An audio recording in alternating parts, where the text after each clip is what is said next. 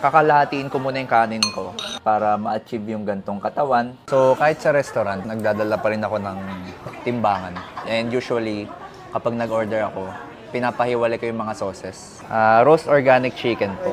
Tapos, papahiwalay ko po yung mga sauce niya. Set aside na lang. Yung truffle sauce. Tapos, kung pwede, lesser oil.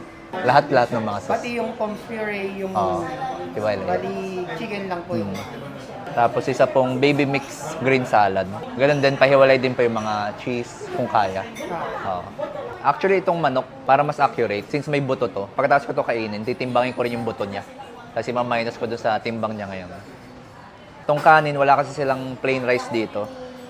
So, garlic rice lang. Syempre, kapag garlic rice, fried rice, may onting oil yan. So, after ko itrack yung mismong kanin lang, magdadagdag na lang ako ng cooking oil.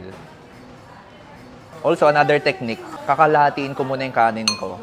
Yan, kalahati na siya.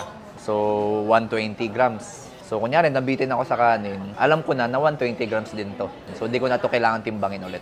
Tapos yan, nakaiwalay yung sauce ng chicken, pati yung salad nakaiwalay.